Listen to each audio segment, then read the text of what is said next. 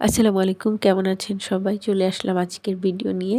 তো আজকে হচ্ছে আমি রান্না করেছি লাল শাক। কালকে মাছের তরকারি ছিল, সেই মাছের তরকারিগুলো ফ্রিজে আছে, সেটা আর গরম করিনি। ভাবলাম শাক দিয়ে ভাত খেয়ে নিই। তো আবার আজকে একটু বের হব।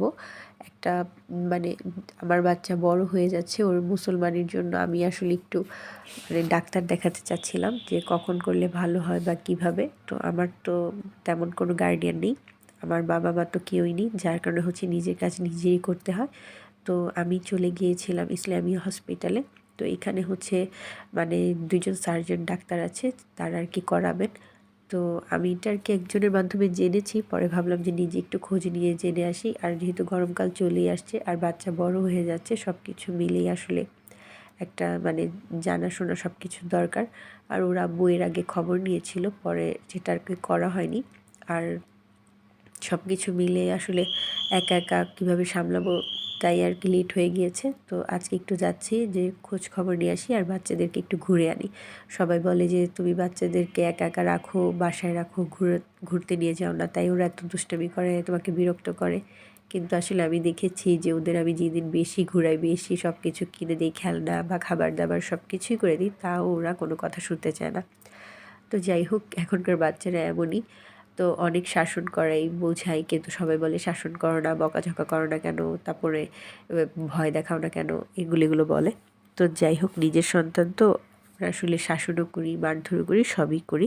তারপর হচ্ছে রোজাও চলে আসছে, যার কারণে হচ্ছে আমার বাজার সদাই করতে হবে। তো তেমন বাজার সদাই করবো না আসলে, কারণ হচ্ছে ইফতারিতে আমি তেমন কিছুই খাই না, ভাত খাই।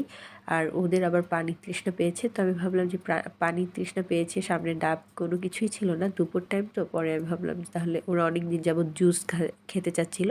তো পরে ভাবলাম যে তাহলে জুস কিনে দিই, ওরা আবার আইসক্রিম দেখাচ্ছিল, পরে আমি ভাবলাম যে জামা কাপড় মেখে যাবে। আর সব কিছু মিলে একটু বুকে হালকা ওদের ঠান্ডা কফ আছে, তো ভাবলাম আইসক্রিম দিলে এটা আরও বেড়ে যেতে পারে। জুসটা নর্মাল ছিল, যার কারণে জুসটাই দিয়ে দিয়েছিলাম। আর ওর আব্বু বলেছিল যে তুমি বের হলে আমাকে বিকাশে একটু টাকা পাঠিও, কিন্তু সামনে নির্বাচন চলে আসাতে বিকাশে কোনো, বিকাশ, নগদ, রকেট যে কোনোটাতে লেনদেন সম্পূর্ণ একেবারেই বন্ধ, এমনকি ব্যাংকিং লেনদেনগুলো বন্ধ ছিল।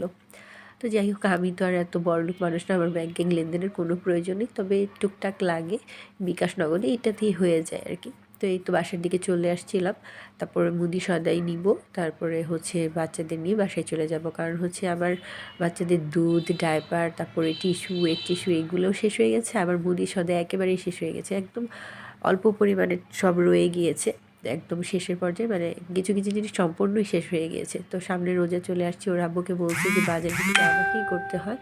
তো আমার খুব কষ্ট হয়ে যায় যে একা একা সব কিছু করা, তাহলে তুমি আমাকে আগেই কিছু টাকা দিয়ে দিও, আমি বাজার করে নিব।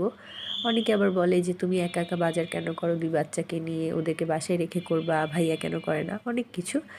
তো আমি, ওর বাবা বাজার করলে দেখা যায় আমার মন মতো হয় না, একটু রাগারাগি হয়ে যায়, জিনিস একটা যেটা দরকার সেটা কম হয়ে যায়, বা যেটার দরকার নেই সেটা আবার নিয়ে আসে, এরকম কিছু হয়ে যায়।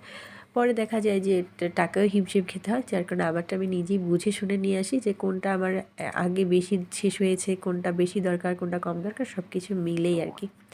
তো এই তো বাজার সদাইগুলো বলতে এই যে বাচ্চাদের 2 জনের 2টা দুধ, আর ওয়েট টিস্যু, তারপর ডায়পার, তারপর আমার জন্য একটা ক্রিম, তারপর হচ্ছে এই তো টুকটাক বাজার সদাই, এগুলোকে গুছাবো।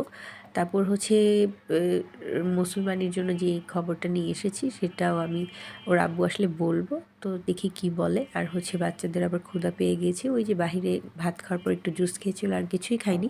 আর বাহিরে গেলে তেমন কিছু খাবার আমি দিও না, তো বিস্কুট নিয়েছিলাম, তো এখান থেকে ওদেরকে একটা প্যাকেট দুজনকে খুলে দিব, এই তোরা একটু খাবে দাবে। তারপর আমরা আবার সন্ধ্যা 7টা, 7:30 থেকে 8টার মধ্যে খাবার দাবার কমপ্লিট করে ফেলি, যার কারণে হচ্ছে বাচ্চারা স্কুলে যায়, আবার দেরি করে খাবার খাওয়াই না, তো যার কারণে এই হালকা নাস্তাতেই ওদের পেট ভরে যাবে। আর হচ্ছে ওর আব্বু আসার সময় যে কলা নিয়ে আসছিলো, দুধ নিয়ে আসছিলো, তো পরে ভাবলাম যে তাহলে এগুলো রেখে দিই, আর রাত করে বাচ্চাদের কলা দিব না, ওরা চাচ্ছিল, অনেকদিন পর কলা নিয়ে আসছে আমাদের বাসায়।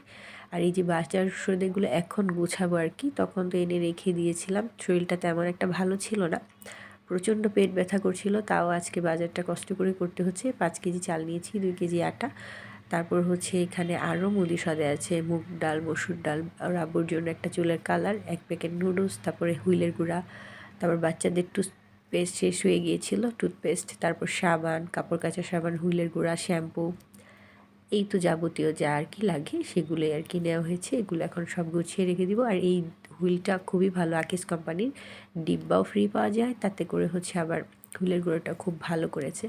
আর আমি হচ্ছে মিনিপ্যাক শ্যাম্পু ইউজ করছি অনেক দিন যাবত, কারণ হচ্ছে মিনিপ্যাক শ্যাম্পুতে একটু মানে দেওয়া হচ্ছে, তার কারণে সানসিল্কের গোলাপিটা চুল খুবই পড়ছে। যাই হোক, চিনি, লবণ, চা পাতা এগুলো শেষ হয়ে গিয়েছিলো, গুঁড়া দুধটা ছিল, তাই গুঁড়া দুধটা আর আনিনি। ডাল একদমই শেষ হয়ে গিয়েছিল।